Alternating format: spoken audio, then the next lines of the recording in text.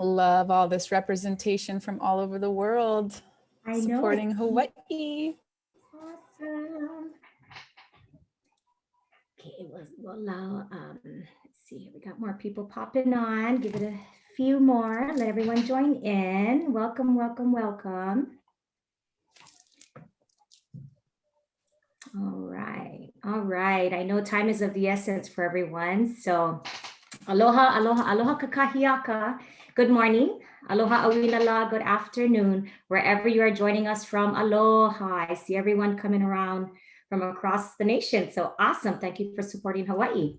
Well, welcome to the official launch of the Global Women's Leadership Network's Hawaii Sister Society. On behalf of the Hawaii Sister Society's Launch Committee, Monica Bells, CEO and President of the Kauai Government Employees Federal Credit Union, Ivory Kelani Lloyd, COVID Relief Manager of KGEFCU, Chantal Zarba, Business Development Officer of KGEFCU, Stacy Rosa, Community Partnerships Manager of Hawaii USA Federal Credit Union, and myself, Charity Teixeira Figueres, CEO of the Lanai Federal Credit Union. We thank you for joining us for this inaugural event. What an honor and great pleasure it is for us to be a part of a pioneering occasion, and timing could not have been more perfect as we celebrated International Women's Day this past Monday, March 8th. International Women's Day, which its original inception date back to 1911, is to bring attention to the social, political, economic, and cultural issues that women face, and to advocate for the advance of women within all those areas. As the organizers of the International Women's Day celebration state, through purposeful collaboration, we can help women advance and unleash the limitless potential offered to economies all over the world. Historical women leaders of our past date back to the 1800s. For instance, Margaret Fuller, who wrote a book, Women in the 19th Century, was influential in changing perceptions about men and women and is one of the most important early feminist works. And Susan B. Anthony, an American campaigner against slavery and for the promotion of women's and workers' rights. She began campaigning within the temperance movement, and this convinced her of the necessity for women to have the right to vote. She toured the US giving countless speeches on the subject of human rights. Throughout the years, there have been many voices that have echoed forward, inspiring women near and far, and today, many continue to do so. We have to remember never to lose the personal touch or willingness to help our members, stated Louise McCarran Herring, who is recognized as one of the pioneer leaders of the nonprofit cooperative credit union movement in the US in the 1930s. Herring is universally regarded in the movement as being the mother of credit unions for her work within the movement since its early days. Yes, these women have left footprints in society on a worldwide scale. However, they all had one thing in common. They each started with a small inner voice, inner thought, and inner power that took just one step of courage, grit, and stride to have their declarations made. And it is those qualities that support the initiatives of women leaders to pivot and pave the path to success in our communities of Hawaii today, especially during the challenges we all have encountered in the recent year. I myself can attest to that small inner power. I began working at the early age of 14. I had then become a mother at the young age of 18, soon after graduating from high school.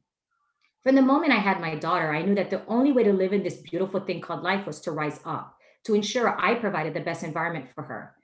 I surrounded myself with mentors that would help me grow on my career paths, all while attending school through the Maui Community College Outreach Center on Lanai. I, of course, experienced my fair share of challenges along the way, later becoming a single mother of 3 children. But then again, that small inner power reassured my spirits to keep moving forward. My grit kicked in, and I believed nothing was going to stop me from succeeding. Time turned and years followed when I found myself venturing into my new credit union career path almost 6 years ago. Of course, we don't graduate from high school saying, I want to be a credit union leader when I grow up. These opportunities somehow fall into our laps. We then grab the chance by the horns and we ride it through to triumph. It surely was not an easy task, as I did not come from a financial services background. Although my service in the Lanai community were in various capacities in both management and volunteer roles for years prior, stepping in and being immersed in the credit union movement was something different. The philosophy of people helping people had deepened my purpose in serving our small island community of just a little over 3,000 residents. Resources were and still are limited on the island. Thus, we must think outside of the box and expand beyond what we are familiar with to find the solutions to meet the needs of our members. When the COVID pandemic started in early 2020, the uncertainties became a priority. shifting the mindset from managing the daily operational tasks to specifically what can we do to ensure the financial stability of our members during these trying times. As a leader in the industry today, a wife, a mother of 5, and a grandmother of 2, this is where the importance of that small inner voice, inner thought, and inner power becomes so important. As 2020 came to a close, we have seen now more than ever the inequality gaps widen throughout our communities, and particularly amongst women who are impacted by COVID. COVID relief and resiliency resources are pertinent to address these needs and help create solutions and systems to better our communities and livelihoods. Thus, the Hawaii Sister Society's mission is to bring together a coalition of women leaders in the credit union industry to forge equitable COVID relief to rebuild Hawaii's economy. As a key women changemaker in Hawaii, we are grateful to have you be a part of this launch, the start of what we believe will be a valuable resource to vigor through the challenges that we will continue to face in the years to come, to inspire this movement, to continue the conversation everyone has been having this year on how to move with agility through a pandemic and how we, as a sister society and as women, can position, empower, and act. We have a powerhouse of women speakers today, each who have an individual purpose and mission, yet share the same common goal, similar to those historic women leaders of our past. So to start off the program today, I'm elated to introduce our first speaker, Eleni Giacomophilus, Program Director for the Global Women's Leadership Network, Worldwide Foundation for Credit Unions World Council. Lena has over 20 years of international experience working in 15 countries in Western, Central, and Eastern Europe. Her background includes managing European Union cross-border cooperation programs through consultancy work, membership recruitment for a national trade association, content development for print and digital media, and directing career services in an educational organization in Northern Greece. Prior to joining World Council as a corporate communications manager in 2017, she was part of the board of communications team at an international finance institution, working with ministries of finance and foreign affairs, supporting economic development and regional cooperation in the Black Sea region. In her role with GWLN since 2018, she is responsible for directing the professional development programming, expanding GWLN sister societies such as Hawaii, and growing membership in the US and internationally. She's a member of the International Society of Female Professionals and the International Association of Business Communicators. She volunteers and serves as the president of the local chapter for the Greek Orthodox Ladies Philopticus Society, the philanthropic arm of the Greek Orthodox Archdiocese of America. Lena holds a master's degree in global marketing from the University of Liverpool and is fluent in the Greek language. Let's give a warm welcome and aloha to Lena. Thank you. Thank you, Charity. Thank you very much. First of all, for pronouncing my last name correctly. I am deeply touched and honored. Okay, you are my best new friend. Okay, just so you know. Thank you. Hello, everyone. And just thank you for the very, very warm welcome and the kind words. I'm really excited to be here. I said earlier with the group when we first joined in that Hawaii is our first virtual launch for 2021. And our conversation began a little over a year ago at GAC in DC in person, a talk amongst myself, Monica Bells, and the executive director of the Worldwide Foundation, Mike Reuter, when we talked about Hawaii, a possible engagement to Hawaii and a different world that we knew last year. The good thing is the conversations continued, and fast forward, we are here today. So I'm very happy to be joining the amazing leaders of this team. So first of all, congratulations to all the ladies who have made today possible. And that is Ivory, Charity, Monica. Give me a second here. I want to pull everything up, make sure I'm not missing anyone. Chantal and Stacy. Congratulations and thank you. I'm going to spend a few minutes just sharing a little background information about our organization, a little bit about the World Council and the Worldwide Foundation, as well as GWLN. And hopefully, if everything works okay, we can share a short video for you and give you a little glimpse of what we are as GWLN, for those of you who don't know who we are. So just bear with me here a second.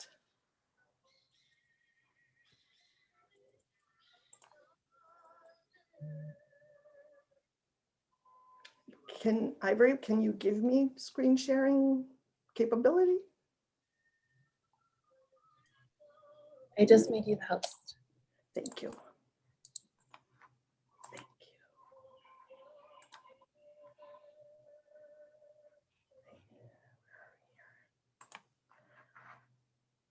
All righty, so is everyone seeing my screen? Not yet, Lena. Not yet? How come? How about?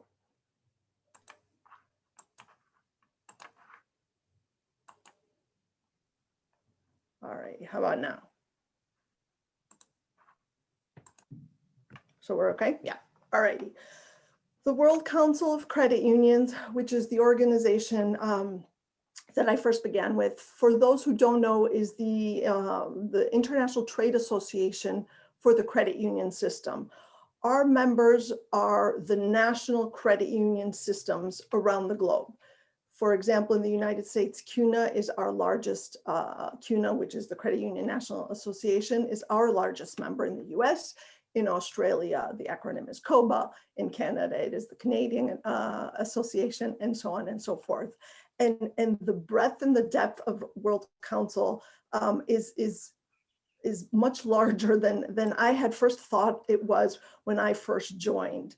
Over 290 million members worldwide and across the 6 continents, and serving more than 86,000 credit unions. So I always make a point to bring this to everyone's attention, because it is very important for you to understand that you belong to a much, much larger credit union system than you think, whether it is on your individual island or in your individual country. And I'm very happy that today in our meeting, we have a lot of women and men from a lot of these credit unions all across the globe.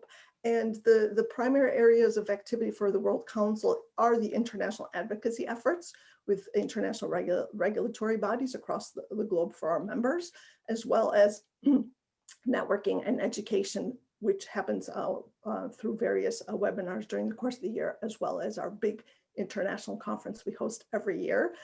This year we're doing it virtually in July, and hopefully, if all goes well, next year we can all be together in Glasgow, Scotland. And the program that we're here connected with today, GWLN, initially began by the World Council. And today, the last few years, we've transitioned to being completely under the arm of the Worldwide Foundation, which is in essence the 501c3, the grant making and the grant receiving and the fundraising arm of the World Council. And it is the global engagement portal. And this year we've launched a very, very big a campaign to bridge the gaps through the Worldwide Foundation. And specifically for GWLN, we're focusing on bridging the gender gap through the foundation.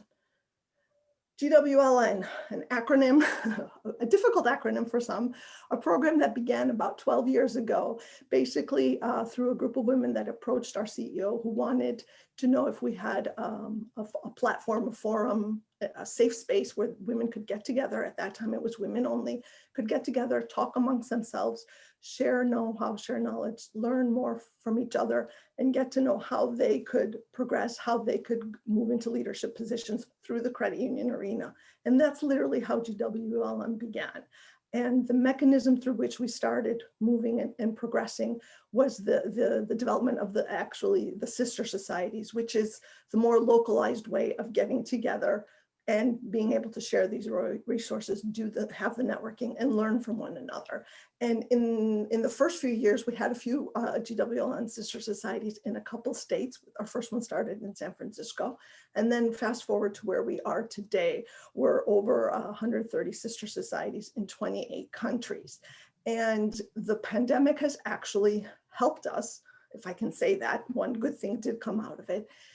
The pandemic allowed GWLN to increase our connectivity amongst our members through the virtual platform. So just as today, we have many, many more women and men that are able to join us on the call and help us launch with our sister society leaders here, the Hawaii Sister Society, that otherwise would not have been able to should we have only gone down the path of just the in-person meetings or launches. So here you just have a quick glimpse of women around the globe through GWLN. And just as I've said, it started at the World Council level, and through the program, we came down to the localized sister society level. And the sister societies, I have to stress this, and I'm going to keep repeating it to all our members.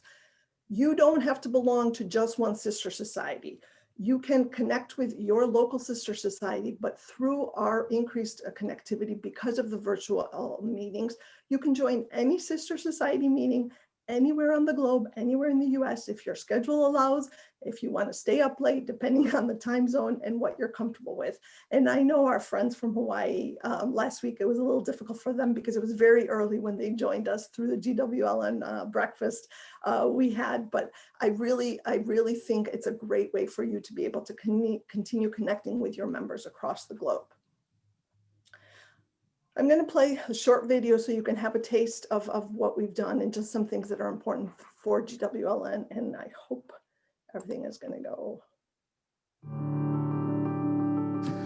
There has never been a more critical time to stand up for women. Global Women's Leadership Network is the credit union premier initiative focused on advancing women worldwide, demonstrating the relevance and strength of a globally diverse, equitable, and inclusive network.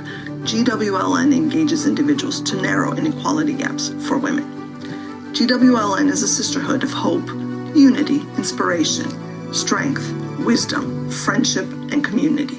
We are the international voice.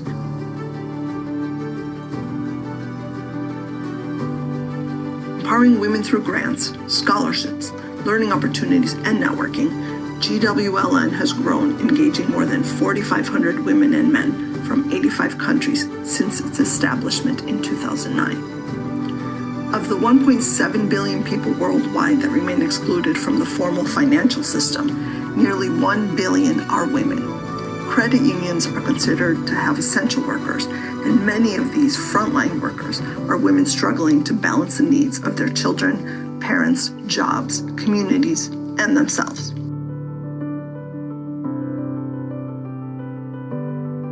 Globally, women only make 77 cents for every dollar men earn. Gender equality is a workplace issue. It is not a woman's issue. It is not a man's issue. And there is more work to be done.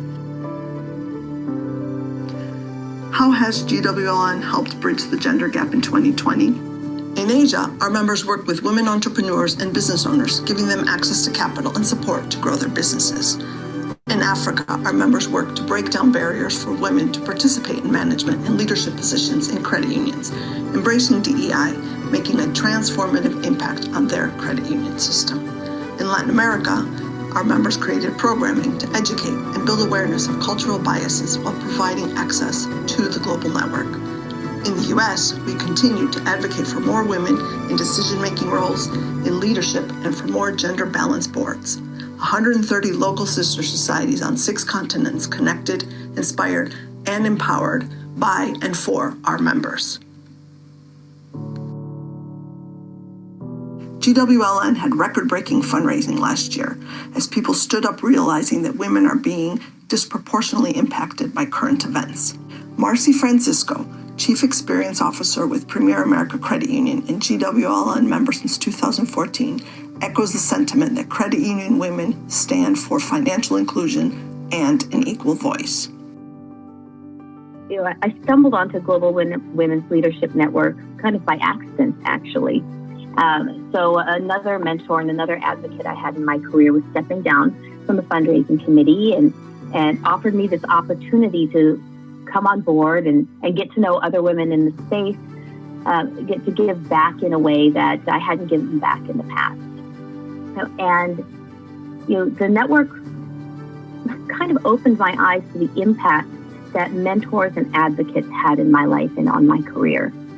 It's difficult sometimes when you look at the industry, and at many industries, to see women have opportunity, whether it's in the United States, whether it's in the credit union movement, or whether it's around the world. Women are dramatically underrepresented at all levels of leadership. It starts at that first promotion, from employee or team member to manager, and rising through the chain. And I benefited so much from people that gave me a chance, from people that took time, that believed in me and created opportunity. And Global Women does that for women around the world. It creates a network of passionate credit union advocates that come together, that are dedicated to educating, fostering opportunities, mentoring, taking time, and really working together to address that gender gap, the with a mission of trying to strive for equality. There are so many talented women around the world that are looking for an opportunity, that work hard, that are talented, that are smart, that are strong. And by reaching out and creating this network, whether it's in our own backyard or whether it's in another country, we create a brighter future for women, their families, for generations to come. I never could have done it without people giving me that chance. You can join us and become a member, start a sister society, tie on your pink to support the initiative, and find your voice through GWLN. Your GWLN journey awaits. Engage with GWLN to narrow inequality gaps for women. Engage with GWLN so we can all have an equal voice. Welcome, everyone. Sorry about that. I like that video because I think it gives us a nice little taste of, GWLN and just what is happening for women around the globe. And I have a few more slides, but I wanted to share a couple things just because of the week that we're in. On Monday, I participated in the UN Women and the UN's observance of International Women's Day. And we had an array of speakers and presenters that shared a lot of amazing data and information for women around the globe, across sectors, across professions, not just in the area of financial services.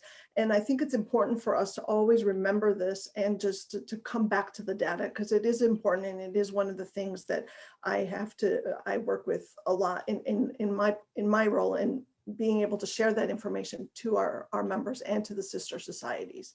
And just a couple things that I want to share. We're talking about women leadership, gender parity all across the globe, the percentage of women in parliamentary seats, the percentage of women ministers across the globe. Only 21% of ministers are women to date in 2021. In 2021, 2.5 billion women are affected by discriminatory laws, and 2/3 of all illiterate adults in 2021 are women. Those are astounding numbers, all right? They shared them with us, and I was just like taken aback just to hear and see what is going on overall and across various areas. So I'm glad that we are a piece of being able to lessen those numbers, to bring things down and join together and do what we can for the women in our industry. Some of the things you see on the screen are some of the major activities for GWLN this year, again, in collaboration with a lot of other programs we have under the foundation, as well with other initiatives too. Our big summit in the fall and during WCUC, which is the World Credit Union Conference. We're going to have one day designated for GWLN. We're going to have a day designated for our Young Professionals program for YCUP, and a day designated for the foundation overall. So it just gives you more so dates to block off on your calendar going forward.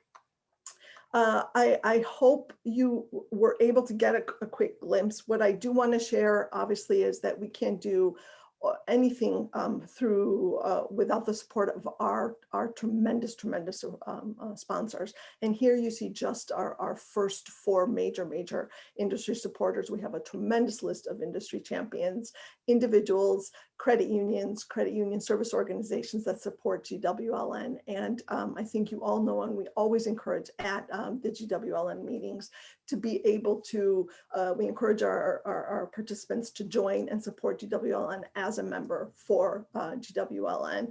And we encourage everyone to continue getting the word out and sharing the information for our initiative. I'm going to stop here, and I want to give time to the rest of the presenters, but I also want to give time and introduce our new GWLN chair. And I want to stop here. So stop share. All righty. Now you shouldn't be able to see anything.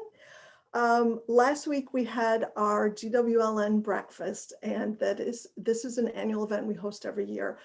at GAC, and it was a celebratory event. We were outgoing with our former chair and welcoming Teresa Freeborn, our new chair, with whom I'm very excited about working for the next few years. And Teresa has been with GWLN from day one, not just from last week. Want to make sure that's clear to everyone, okay?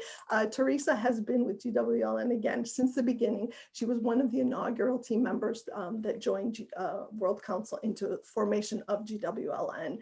And she comes to us from Exceed Financial Credit Union as president and CEO, in the process of a few transitions.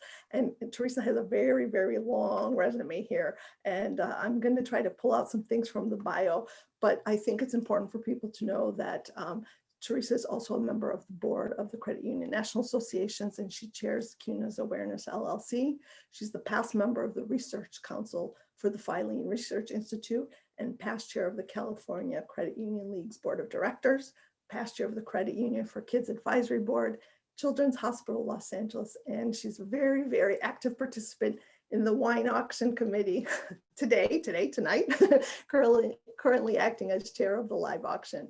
She is the past chair of the board of directors for the Credit Union Executive Society, past trustee of the Western CUNA Management School Board of Trustees, and past member of the board of directors of the Richard Miles Johnson Foundation. Teresa was awarded the Herb Wagner Memorial Award in 2020 from the National Credit Union Foundation for outstanding individual achievement. She's a native of Canada, for those of you who don't know, British Columbia actually, and she's presently coming to us from California. Welcome, Teresa, to the GWLN Hawaii Sister Society launch. Thank you, Lena. Thank you. Wow, listening to that introduction, I'm thinking, now I know why I'm so exhausted. Oh my goodness. But I'm not juggling all that at the same time. You know that, ladies. But yes, greetings from Los Angeles, California. I am so excited to be part of this inaugural event. This is my first real role as the chair of the Global Women's Leadership Network, and I am super jazzed about it.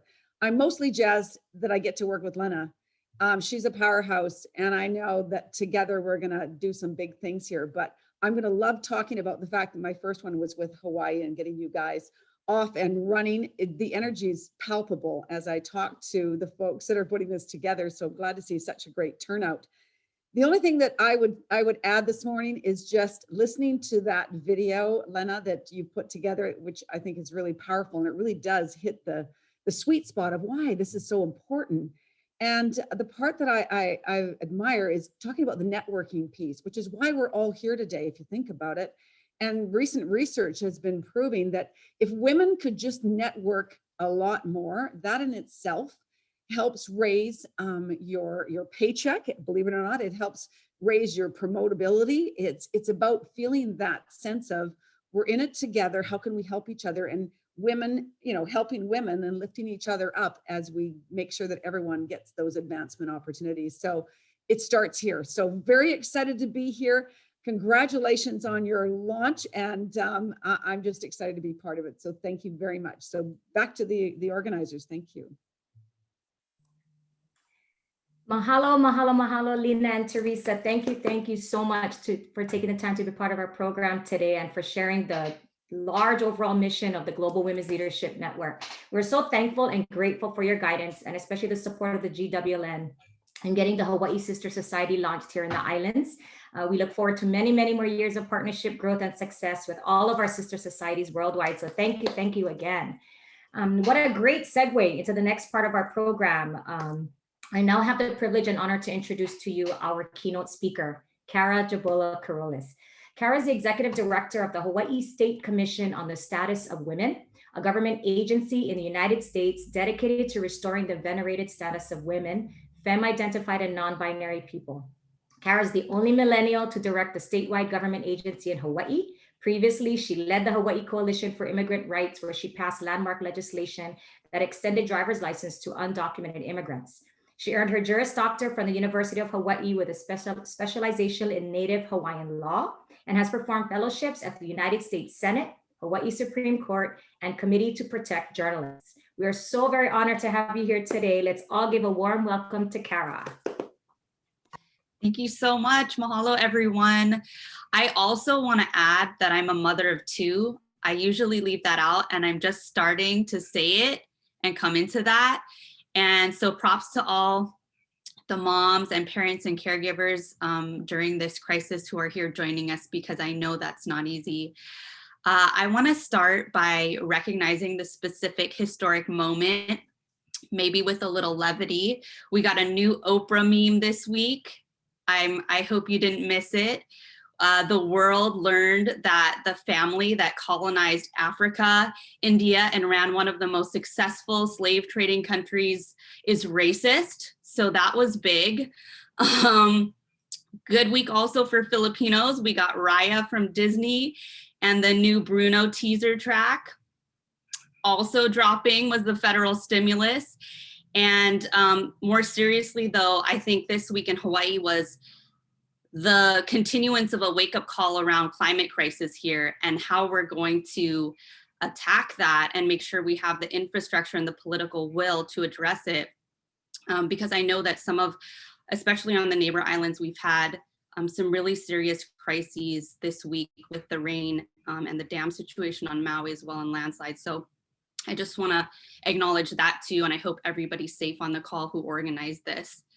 But really, that segs me to talk about our feminist economic recovery plan, which I think is why I was invited. And there's no better time to talk about it and about the essential leadership of women right now, because we're seeing some of the most shining examples of the good responses out there to COVID from nations like Taiwan, Canada, New Zealand, and they happen to be women-led. And so, you know, what's up with that? And I hope we can unpack it a little bit, and I can talk about, you know, where we came from, where we're going, and why we are in sisterhood with all of you. So the story of our feminist economic recovery plan begins at different points for the different women leaders who co-created it with me. For me, I pinpoint almost a little less than 2 years ago. I had a really jam-packed day, and I had just given a keynote speech, actually similar, at a UH commencement ceremony. And I was about to dive into paperwork, you know, the second shift after all your meetings, and you actually get into work, and suddenly my body just tightened. And a wave of pain started building from really, really deep. And immediately I started to cry. And I started to cry, not because I knew my baby was coming. I was 9 months pregnant, but I also knew that I had a work assignment that was due by close of business the next day that would not be forgiven if it was missed. And I know the women on here, especially the women of color, know what I mean. Technically, no one is going to question childbirth as an excuse, but I knew that there would be consequences. I would be less respected, you know, for dropping the ball and for choosing something, anything over work in our Game of Thrones work culture. So I chose work. I chose not to be in that moment for myself, for my baby, or for my family. I popped open my laptop. I was on all fours, and I went through this loop of trying to type the assignment, and then just screaming, trying to type the assignment, screaming. And so I did that until literally the sun came up, and I just couldn't take it anymore because I was in active labor. And the American moms on this with us today can probably finish the rest of the story, because we are one of the only countries left that doesn't have paid maternity leave or even unpaid leave guaranteed for many women. And so they know I was back at work in a couple weeks. And this is an unremarkable story of American motherhood. And I also was a white collar worker. So I didn't have to go back within 48 hours or 24 hours. Like I've known some women who have come to our commission and told us that. So it wasn't only until after the dust had settled that I allowed myself to imagine what that day and what that year would have looked like in a world that wasn't built exclusively for productivity and profit and gain. And I think I had avoided thinking about that for so long because I knew it would be so painful and enraging, because I knew I had been robbed of something sacred and something special. But in that moment, I say it's part of the story of the feminist economic recovery plan, because women's pain creates women's courage and creates women's leadership. And women leaders are so important. We've been left out. We've been formally shut out, especially Indigenous, Native Hawaiian, Black, and immigrant women who've been displaced by colonization. We have been all but erased. So I don't want to discount women's representation. But I will say what's even more important is women who refuse to speak politely to these systems of oppression.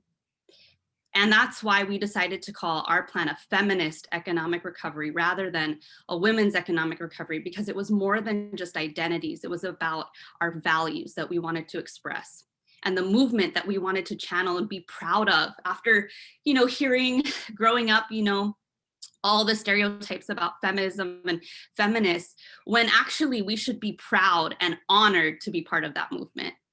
And I include the feminist credit union movement in that because it was such a critical arm of it during the second wave of feminism.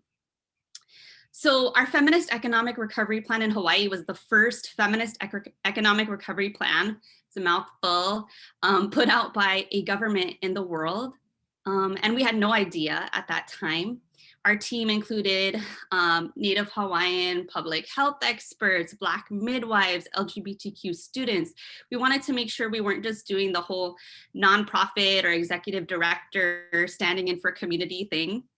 And we wanted to make sure we were being cooperative and inclusive with community at a time when so many governments have decided to go the opposite direction and be authoritarian and closed off from the public. And we faced a biblical challenge. I want to talk a little bit about COVID-19 and the impact on Hawaii because it's unique and at the same time it's ordinary. We had the highest unemployment rate in the United States. We still do. At one point, it was almost at 40% because tourism is, the scaffold of the economy here, and it failed. And we have experienced disproportionate job losses. I'm sure you've heard those three words over and over and over with women because we have a gender segregated economy where women are put into certain fields or channeled there or socialized there or told to be there because of the way that we're valued and seen. And we had less access to capital to survive what was coming in that shock. We also in Hawaii saw something different, right? We're an archipelago. So a lot of our access to healthcare relies on flights and people flying in, namely abortion. So access to reproductive healthcare was severed for many women. And I don't think the neighbor islands are understood that that was such a big impact to women there. We've also seen massive gender-based violence, not just domestic violence or child abuse, but also commercial sexual exploitation. The fact that we have 200,000 new accounts, members on OnlyFans, that our next generation is having to sell their bodies and access to themselves in order to survive should not be embraced as work, but as a failure of government and a failure of the system that we have set up. And of course, childcare, the system, if you can even call it that, pre-existing before COVID was in free fall. And our school disruptions have put women into crisis. In Hawaii, if you're a government worker, for example, and you're a woman, there is a policy from 2010 that was standing that you cannot telework and caregive at the same time. It is prohibited. And so there was mass confusion around this, and childcare was put on the shoulders of women. And so women have been forced back into the home, which is a remnant of our legal status as property of men until recently. So, and of course, why women couldn't get credit cards and bank accounts, right? So all of these things are showing up and surfacing. And what was clearer than ever was that the economy that we have is something that is rooted in human origins. So the suffering that we're seeing has a source, and the economy that we have is a choice. The economy that we have is a construct, and a feminist reconstruction of it is possible and necessary. So for us, the feminist economic recovery is this document. I hope you read it. Maybe somebody threw it up in the chat. But the feminist economic recovery, in this document, feminists declared our presence. We declared our intent to exit harmful industries, harmful systems, and harmful colonial relations that define how we interact with each other around the world and even in our communities. Ultimately, feminist economics is about transforming power and giving power back to the places where it was taken away through these very material processes. And the feminist economic recovery plan is not separate from the feminist credit union movement. I remember being a young college student, I didn't do women's studies, but I took one class, and it was these fabled stories hearing about the radicalism of the movement, the credit union movement, funding, divorces from from toxic men, funding abortions for women, funding safe places, and funding political struggle that I benefited from, that created the Commission on the Status of Women ultimately. That's a gift for us now. So the credit union movement was nothing less than funding a new world. And that's what I learned, and something that has influenced me that I can draw on. And we walk on their path. We walk on the shoulders of greatness. And by greatness, I don't mean the half dozen, maybe dozen names that were taught in School of Women. I mean the single mothers. I mean the midwives. I mean the resistors and the hidden figures and the people who were persecuted in order for us to be able to come out and work in these places, in these jobs, and to survive, and to be able to use our voice for something unimaginably better. So with that, I thank you for inviting me. I thank you, each and every one of you, for your leadership. And I hope that I can support you and the Commission can support you going forward. With that, I will close. And again, I feel so extra wearing this. Thank you for sending it to me. And much love and sisterhood to you all. Aloha. Wow. Mahalo, Kara. I don't know how all of you women felt, but I immediately at that end, Kara, you kind of brought that touched heart. I could feel it. I resonated with you. I went through all of that, and it's just more so that fire within our inner power needs to come out. Kara, that was such an empowering session, and we greatly appreciate you taking the time out of your busy schedule to provide us with your inspiration and leadership. Thank you. Okay, that was heavy. All right. But for our next session, we will hear from our panel of credit union women leaders. I would like to welcome our moderator for the next session, Ivory Lloyd. As a Kauai native, Ivory is the Hawaii Sister Society Committee Chair and is also the COVID Recovery Program Manager at KGEFCU. She received her International Master's degree in Sustainable Development and CSR and brought financial literacy programs through junior achievement upon her arrival back home to Kauai. She was a crasher at the Governmental Affairs Conference this past year and is a small business owner herself and a mother of two. Mahalo, Ivory, for moderating this next panel. Mahalo, Charity. Wow, I was like in the little teary-eye. That was amazing and so powerful, Kara. Aloha, everybody. I'm honored to introduce our panel today. First off, we have Renee Satterwhite. Renee Satterwhite is the president and CEO of the African American Credit Union Coalition, AACUC, and is responsible for the execution of the strategic vision of the board of directors. With over 30 years in the world of finance, she started her career as a teller trainee for City National Bank in Beverly Hills, California. She quickly moved up the ranks with various positions, including bank officer. She has been associated with credit unions for over 25 years and was the first internship program director for the AACUC. Renee is a certified diversity professional, a credit union development educator, motivational speaker, an executive coach, mentoring trainer, and assists organizations with marketing campaigns. I'm going to move on to introduce our second panelist. Up next, we have Alejandra Celuja. Thank you for joining us today. Alejandra Celuja is an independent consultant who works with credit unions throughout the US. Her work focuses on service does the immigrant members, community development financial institutions or CDFI related work, and emerging market reviews. Ms. Seluja led the National Federation of Community Development Institutions National Initiative to create financial inclusion for immigrant members and was the field researcher for the study Beyond Financial Access, striving for deeper immigrant financial inclusion. A study to better understand how to reach immigrants and how to help them use financial products and services at the credit union to build greater financial stability. Ms. Seluja participated in the 2012 World Council of Credit Unions Immersion Program in Guatemala and is currently focused on bringing CDFI resources to the island of Puerto Rico after the devastation of Hurricane Maria. And our final panelist today from right here on Kauai is Monica Bells. Monica Bells is the president and CEO of Kauai Government Employees Federal Credit Union. Her 20 years of experience in social impact community development complements a diverse portfolio of work that includes disaster relief, wilderness survival and first aid, documenting filmmaking, numerous humanitarian projects, and stints as an EMT fireworker and PADI master scuba diver trainer. Led by a passion for social entrepreneurship, her expertise in strategy, branding, market entry, and business development, she achieved a Credit Union Development Educator designation through the National Credit Union Foundation, joined the YP program with the World Council of Credit Unions, and participated in Cooperative's Trust Crasher program.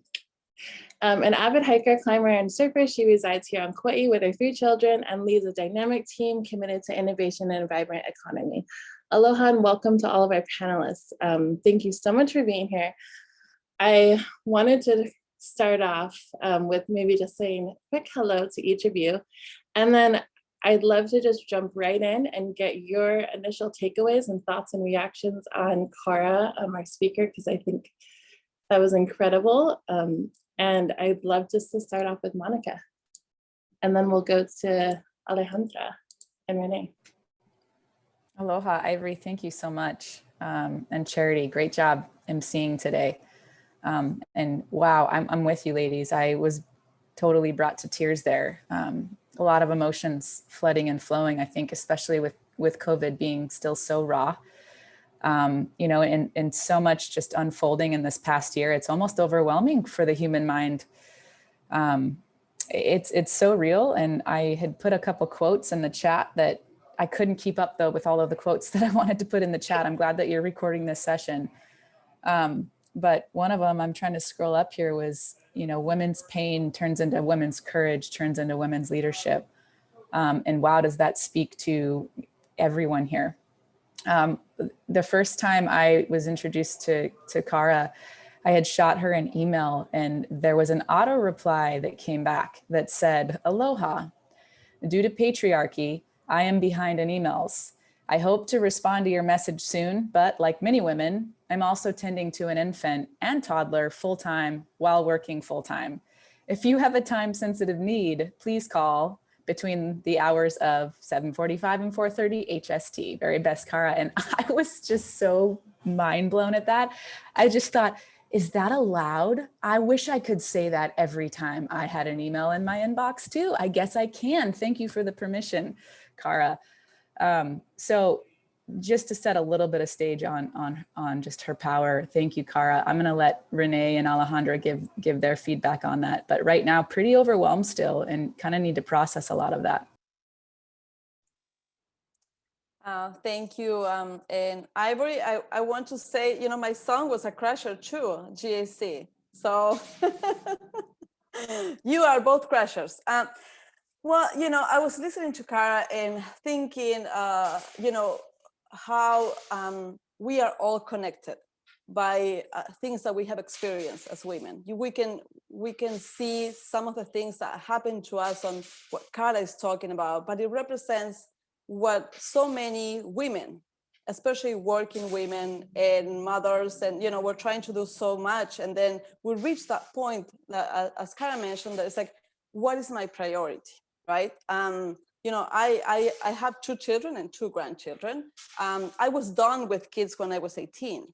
So I still had to finish high school, college, start working, you know. So you start really thinking what is your priority, right? And you know, and as a mother, I feel guilty many times, right? Because it's like, how many times I could have been for my children there, but I had to work, and but you have to provide. But you're all so. Cara, that was amazing. And the other thing that I think is, you know, we are from all over right now, right? You know, I was born in Uruguay. I grew up in Paraguay, and I moved to the United States 20 years ago. So, you know, you learn about different cultures, but at the same time, you see the similarities on things that we go through, on challenges. You know, when we were talking about the immigrant population, obviously you can, well, I just say I'm from Uruguay, but I do have an accent, right? And I moved here trying to understand the culture, trying to understand the financial system, that I really only was able to start understanding when I started working at the credit union. And I wanted to do more. I wanted other people to learn what I had just learned. This is how this works. You know, this is how you can get an account even if you're undocumented. And in this case in particular, the credit union where I was a pioneer in providing services to undocumented immigrants here in the United States. So yes, very powerful and very connecting. I think a lot of us can, or probably all of us can identify with much of what Cara said. And Renee, I think I'm going to quote something that you said, more or less, on minorities, because, you know, we're treated as minorities, but I'll let you talk about it. But I think I always remember what you said, because, you know, when we think about us as minorities, that's like, I don't have power. But I'll let you talk about it. Thank you so much for having me here.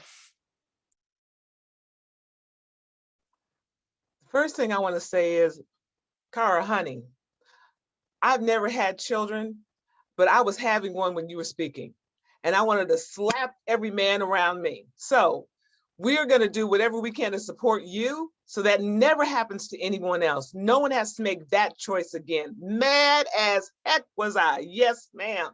Yes, ma'am. So, just really, like, really? And so honey, my heart goes out to you. I'm so glad that you're okay. I'm so glad that you're here with us. I'm so glad that you had the courage to share your story with us. So thank you. All of us, we sisters, we embrace you. We hold you right there, baby. You do that shit again, you do that stuff again, I'm gonna get you. So that's how I feel about that, Miss Ivory. That's how I feel about that. I love it. I just put in the chat, remind me to always have Renee in my corner, especially when I'm pregnant. Love it. I agree.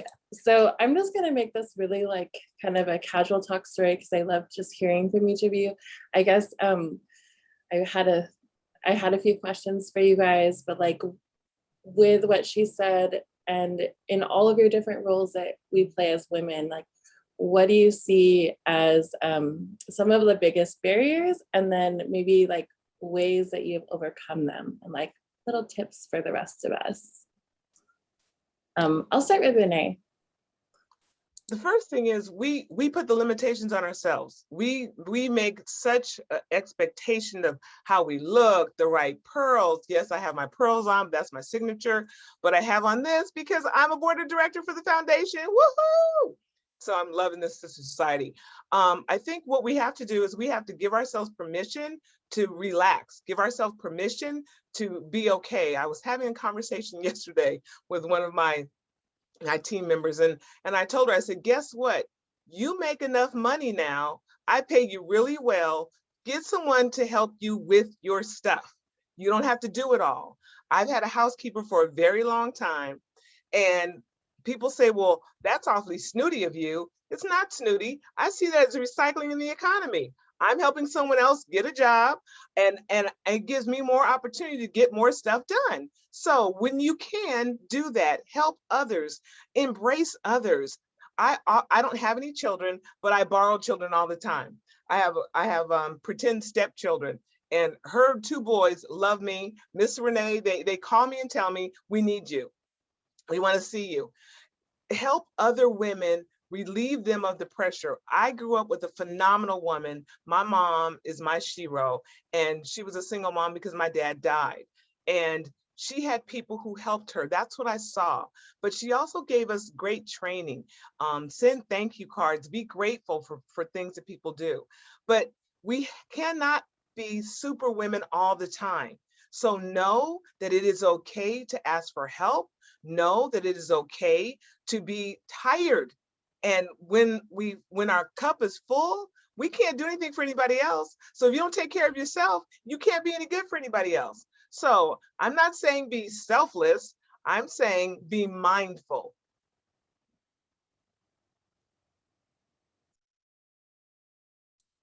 Great point. Great point. I love that. I think that's something that we often forget as women is filling ourselves up first so that we can serve others. Alejandra, do you have any thoughts on this? Yes.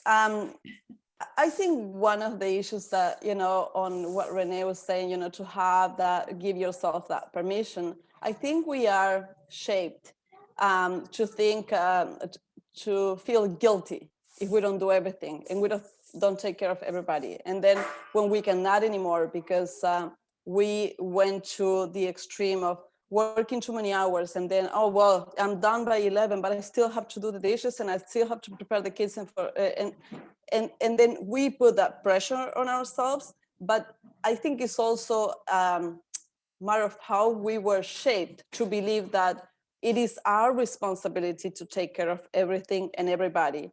And then if we don't do it, we right away feel that we're not doing our job. So that's how I feel.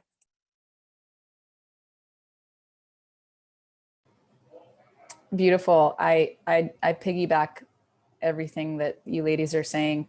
I think guilt and shame has become part of a conversation that we're normalizing lately, and I love that. I know on Instagram I follow some pretty powerful therapists, if you will. Millennial Therapist is one of my favorite, and she has some dynamite content that I read every day about relationship with self and relationship with guilt and shame. And to be able to just educate myself and hear from other women who deal with that has been a tremendous help for me to be able to just become self-aware and identify when guilt and shame are actually not being productive. They're not on my side. And that I have the power and choice and control over that feeling and that emotion and what I do with it and how I process it. That's been huge for me. And then kind of back to Kara's message here that, and Renee, you hit on this too, we actually are choosing this economy. We're choosing this structure. And when we give ourselves that power and when we realize we actually have that power to choose differently and to create something differently, that's when true change, sustainable systemic change is forged, driven, and lasts forever. And so I think that's where we're at right now is, in Hawaii, especially, our economy has been wiped out completely. Guess what that means? That means someone needs to rebuild it. Who's going to rebuild it? We are. We're going to rebuild it. We're going to rebuild it better because we should and we can and we will, and we're women, and that's what we're going to do. And there's no question about, we're not sitting around saying who's supposed to rebuild this. We're just stepping in and rebuilding it because especially as credit union women, we're actually experts in economy. Like that's our expertise is the financial system. And so we get to rebuild the financial system better. So let's take ownership of that. That doesn't mean that I need to be an expert. It means that I need to reach out to all the people that I know who know something about something, and our superpowers combined are going to rebuild this system in a much more equitable way, because that's our kuleana, as we say here in Hawaii. That's our stewardship. That's our responsibility. Perfect segue into my next question, which would be to you guys, since you guys are like the powerhouse women in the credit union world. What do you see? What's the biggest changes that you've noticed within the last year, within the industry, and what do you predict for this next year to come? Would you like me to start? Yes, okay. And I think, we will all have different perspectives, right? Based on, I see this from the outside. As a consultant, I work, I'll say about 40 clients right now, right? And they all face different challenges. One of the things that I noticed, of course, and this goes to people that receive stimulus money but are not able to spend it because they haven't been able to go out. How that translates into credit unions is more deposits. What do you do with your deposits if you cannot lend them out because nobody is asking for loans? So that is one of the things that I saw. The other thing is contraction in lending if you're not able to do PPP loans, right? So the payment protection, loans. Sometimes I get in my lingo, but it is. That was, I would say, the biggest difference that I've seen was between the credit unions that were able to do the PPP loans and the ones that weren't. And of course, the smaller institutions are the ones that are the most hurt all the time because they don't have the resources. So what you do, you send it to another credit union that may be larger and help them. But at the same time, even that is a collaboration of credit unions, right? But at the same time, you are not able to lend because nobody's buying new cars or nobody's buying a house or, everybody's thinking what is coming next. And I do have to say, we know that the real estate market is hot and nobody can find a house. But interestingly, I haven't seen that translated into lending for credit unions. So I know that people went, especially at the beginning, I was like, why is everybody buying new cars? Do they know that we're in a pandemic? But that's what people were doing. But still, I haven't seen this. And again, I do a lot of ground reporting, so I see a lot of call reports and financials, and that has not translated to credit unions. So now, on the other hand, let me talk about the positive side of all this, okay? Because for the first time ever, the CDFI fund, the Community Development Financial Institutions Fund, received $3.2 billion to, no, 3.5 billion, 2 or 3, a couple of billion here and there. No, it's $3.2 billion to lend and to, not lend, to funnel to financial institutions that are mainly CDFIs. But I will explain a little bit more about that because I think this is the opportunity for Puerto Rico, for Puerto Rico it is, we're working on that, but for Hawaii and for many smaller financial institutions, smaller credit unions that are the ones that face the most challenges. Now, there are, what happened was last year through the stimulus, this was signed at the end of the year in November, and it is going on right now. Some of these funds are for community development institutions already certified, but there's so many resources that I will urge everybody to get on both, jump on the ship while we still have this money, because we don't know if there will be another opportunity like this. There's money for MDIs. All of you can qualify as minority depository institutions in Hawaii. You know that, right? So there is extra money just for that a lot of other institutions will not qualify. So now is the time to take advantage of these funds. And I know I hear this quite a bit. We don't want money from the government. We don't want their money. We're say sustainable, and this money will go to somebody. The CDFI and Treasury have to expend this money. If it's 5 institutions that ask for the money, they have to give it out to those 5. So the more that apply for these funds, and always think about the way that I think about, especially with the cooperativas, that was a challenge, that they didn't want money from the United States, right? The way I see it is, this money is for your members. This money is for people that need it, for those folks that maybe they don't qualify for a loan because their debt-to-income ratio or because of their credit score. You can make a difference with this money that you can inject into your, so I'll let you guys talk. I can talk all day about this. I wanted to talk about what Alejandro was alluding to. I've often said in the recent weeks that I will no longer say minority. Minority suggests that we're less than. We are not less than. We are absolutely the colored majority. So why would we continue to say we're minority? That makes no sense. But the systematic ways, the systemic racism and all those things that have just poured on top of a heap of mess is what happens. And so what has come out of COVID, what has come out of this whole situation, to me, is spirit and attitude. We've got a spirit of we can get this done, we can overcome. We've got a spirit of I'm grateful. I'm grateful that my 79-year-old mom is still looking at me in Zoom every Sunday at 5 o'clock. We've been doing that since April. All of my sisters and my mom, we get together. I think it's brought us closer because at the first 2 weeks, I don't want to be bothered. Who wants to be bothered with their family? But now I look forward to it. I get to see my sisters. I get to see my mom. My mama is in San Antonio, Texas. And she said, baby, you can't get on that plane and come see me. You better stay where you are. So we've got to protect our people. We've got to embrace everyone. So for me, COVID has been an unfortunate situation, but one that I am motivated that we are getting closer as people, that we are seeing who we are, that we're seeing the strength that we have in numbers. Imagine the colored majority. What does that feel like? What does that sound like? It doesn't sound oppressive. It sounds, hey, we got it together. The colored majority, no longer minority people. We're not minorities, the colored majority.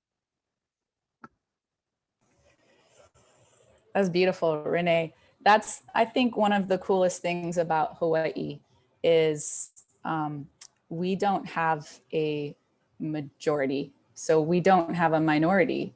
So in fact, the cool thing on the credit union system that we found out last year, thanks to our league president, Dennis Tanimoto, he had asked the question to Chairman Hood at the time in an NCUA meeting last year at GAC. He was going through the data about the fact that Hawaii doesn't have an ethnic majority. And Chairman Hood's agenda, as you know, is preservation of the MDIs and, you know, to help build the MDIs. And he was just getting ready to launch an MDI summit. And he went back, his team went back to their definitions and said, basically every single Hawaii credit union is legally allowed to be an MDI. And so we came back and just had a mass designation for all of the Hawaii credit unions, and any Hawaii credit unions in here who are not yet an MDI. It takes 5 minutes. So please jump into that. And I think this CDFI talk, I think this is one of the huge outcomes, thanks to Inclusive and thanks to the pioneers out here with the CDFIs, Alejandra, and the Puerto Rico example, back to that again. That model, you know, the financial cooperatives in Puerto Rico, they are our model. They've done it already. They've transformed and rebuilt an economy through this lifeline from the US Department of Treasury. And now, you know, we're a small credit union. We got our CDFI December of last year, December, like just in the nick of time, thank goodness. And Dana, I know you're on here. Dana Hazelton drove that really hard from our institution. Again, just women leaders, transforming our industry and transforming our economies through their kuleana, just stepping in and being stewards.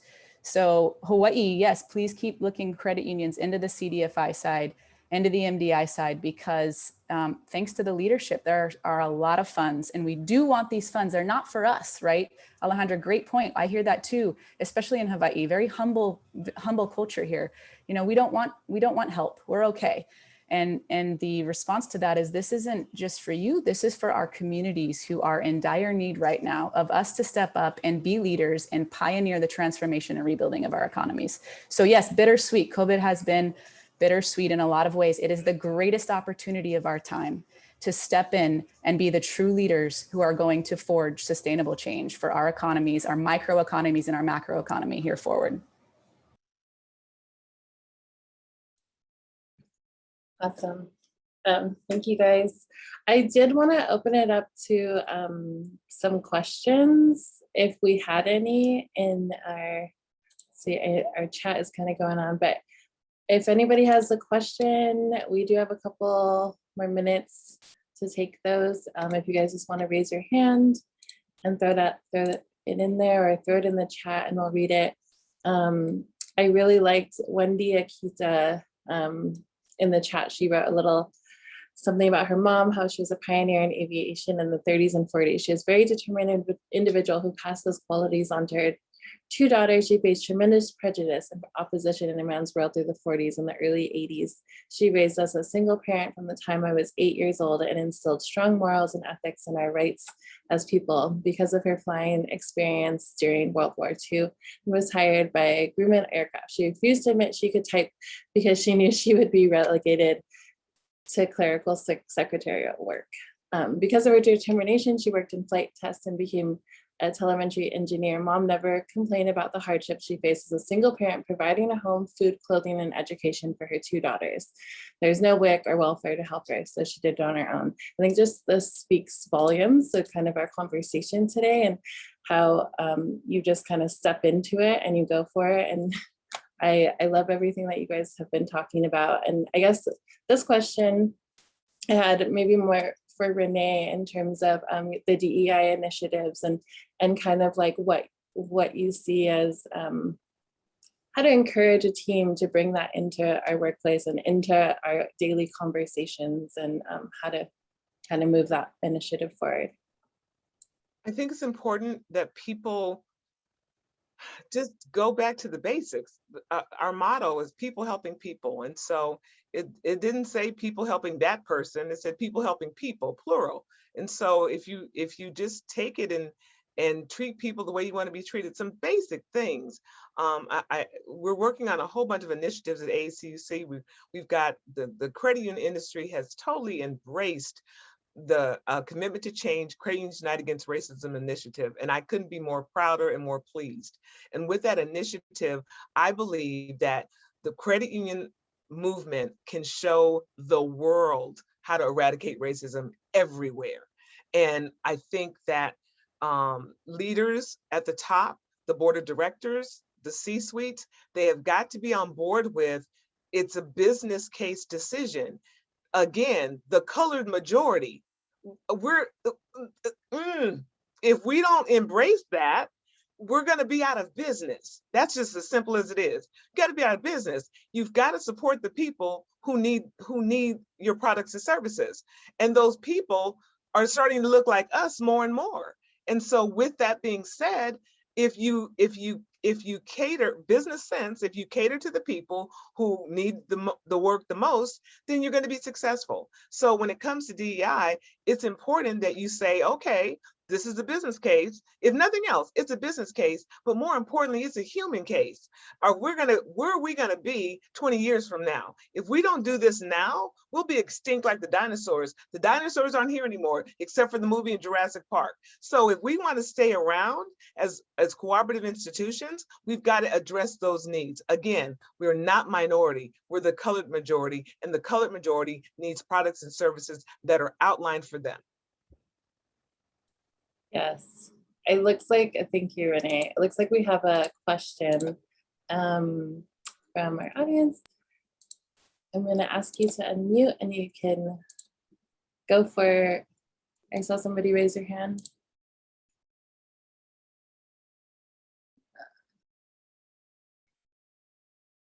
There was a phone number, let's see. Okay, maybe they, oh, you did have a question. Okay, go for it. We have a question from Jennifer. Okay, hi everybody. I'm so excited to be here. This is my first ever Global Women's Leadership Network meeting. And I've heard about the work in Hawaii. I've heard about the work in Puerto Rico. Renee, speaking of Shiros, I've seen you on so many Zooms in the last 6 months. Just always inspired to hear your words. It's just so great to see everyone all together. It's just, so great. And Lena, I met, we worked on a grant proposal a long time ago. I just wanted to say something really quickly. It's the second time I've heard someone say that some credit unions are saying, oh, we don't need the government money. And as you were speaking, I was thinking of an article I read recently in the New York Times, and I'll just read you the title. It's called The Economist Placing Value on Black Women's Overlooked Work. Tracing community activism back 100 years, Nina Banks says this labor by Black women should be counted as part of the economy. And I read the article and it was like, yes, yes, they've done this for the environment, and fill in the blank, Black women, women of color, white women too, but let's take it a step further, you know, recognition, credit where credit is due. So I think everyone on this call, and historically all the people that people were talking about, have done all this unrecognized, overlooked labor. And this funding coming through is one step to compensate for that, and then to pass it on to others in the community that are doing it too, in the form of loans or whatever it is, or in a welcoming environment. And a welcoming environment where we can hear the stories that this first speaker spoke. We can't, not everywhere is welcoming of those stories. So thank you for all that you do. And I just wanted to share that. And please, please, please apply for CDFI money, RRP. If you need help with SF424, I'll put my email in the chat and we could do a Zoom call. We'll walk through it, we'll get it done. If anyone needs help, we're here. Awesome. Thank you so much, Jen.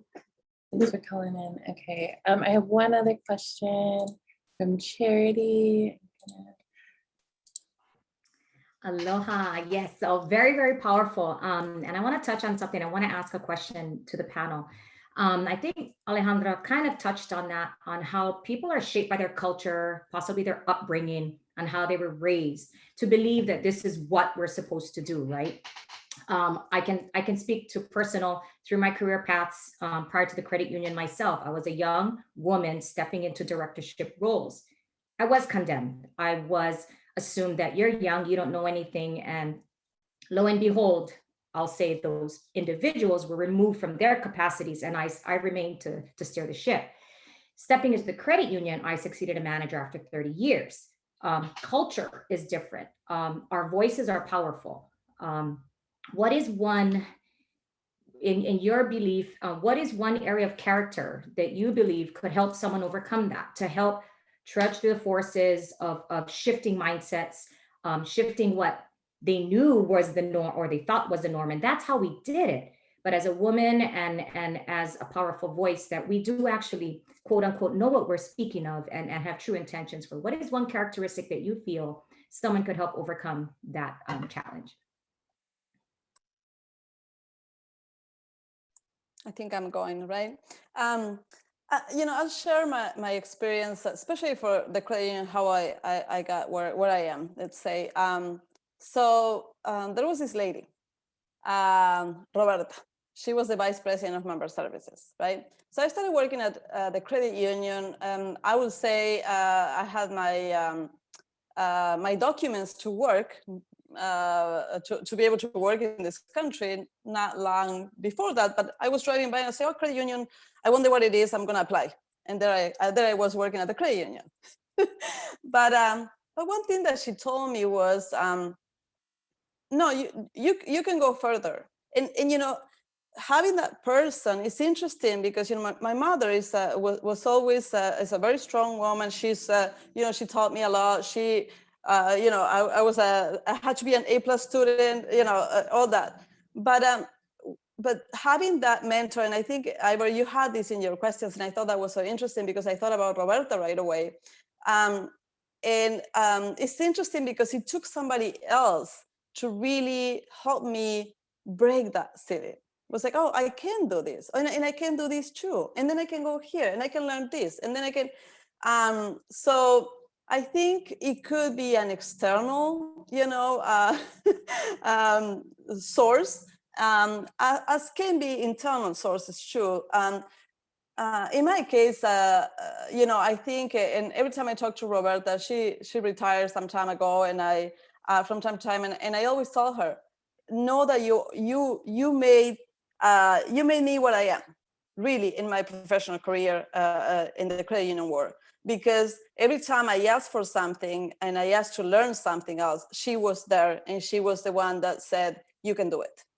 And she talked a lot about discrimination. You know, as a Hispanic woman from New Mexico, born and raised, she started, and that's another thing I didn't understand, I'll be honest, about the culture here in the United States. I'm like, why people treat people different? I mean, you know, I just didn't grow up with that. In my country, you know, we did grow up with that.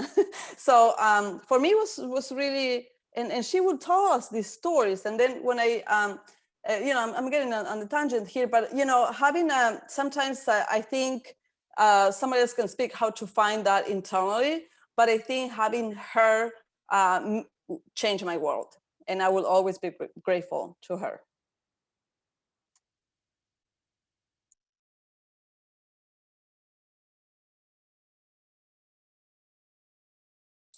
Awesome. Thank you, Alejandra. Is it Renee and Monica? Did you guys have anything to add to that? To Charity's question? Be fearless. Be fearless and be prepared. You never get a second opportunity to make a good first impression. So make a good first impression and be fearless, because what's the worst that can happen? If they tell you no, I don't hear no. I always tell people don't say no to Renee Sadie White. You want to know why? I give you win-win options, or your no is just not now. I hear not now. I don't hear no. Okay, well, you'll get there, and eventually I get what I want. But you've got to be fearless. You've got to be persistent. And I didn't share my possibility, and I have to, because that's who I am. I'm the possibility of people serving other people passionately. I'm going to say that again. I'm the possibility of people serving other people passionately. Know who you are and what you can do. And read a lot of books that help you with motivation. That's really important. Awesome. I would say just call Renee. That's the best. You're right. No. Okay, so I have a question from Lena. I'm gonna have you ask your question, Lena, and then we're gonna wrap it up because I think we're about at time. So let's see. I'll unmute. Sorry, go ahead. Unmute yourself.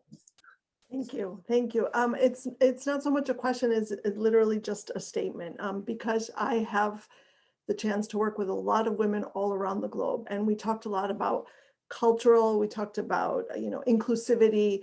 We talked about a variety of things, or heard a variety of things here today. And I think it's important for everyone on our call to remember that, one of the reasons that this network was created was literally this, to bring, it's in the 4 words of the acronym of the initiative, right? It is global because of our reach. It is about women. It is about advancing to leadership, but it is a network. So reach out to your peers, ask the questions. Don't ever be afraid to ask and speak up. And if you don't feel comfortable in this arena, do it privately to another sister side leader. It's a space for you to reach out, to learn from the women who have gotten to where they are and hear more stories and just connect. It's so, so important, because I know that it has helped a lot of women this past year for sure, and years further back. And I hope it continues to. We keep talking about our new normal, and I call it our new reality. That's it. Okay, it's not, before COVID, after COVID. This is our new reality. So we have to move and make the best of it with what it is now. And you have a great network here, resource network, whatever our colors are, whatever language we speak, reach out and use the network to be able to connect with everyone, women and men, because we do have to work alongside our male peers to be able to make those direct, immediate changes. That's all I'll say. Thank you. That's actually a great segue to just kind of wrap this up, Lena. You kind of started us off, and now I think we can wrap it up. I just wanted to thank everybody, mahalo to our panelists and all our attendees that have joined us here today from all over the country. We're truly honored and excited for you all to be a part of this launch that has been a long time in the making. Our hope is to continue this conversation. And so we will be sending out a follow-up email to invite all of you to our next Hawaii Sister Society chapter meeting. So if you're interested in joining or have some topics that you'd like to discuss or see on our agenda, we would love your feedback. We'd love you to join us. And we just want to say a huge mahalo to our Hawaii Sister Society chapter committee as well. I'm going to put them up here because these ladies are the ones that make it happen. Charity, Stacy, Chantal, Monica, huge thank you. Renee, thank you for zooming in, and Alejandra and Lena. So with that, I'm going to say ahuiho and mahalo. Aloha, everybody. Aloha. Be safe out there. Aloha. Hi. Guys. And so Mahalo. I will Thank I you. did record this, and we'll have a copy of this recording. I think that Lena it'll be on GWLN, so Yeah. I'll have that up there. So Thank you. Thank you. okay. Thank you.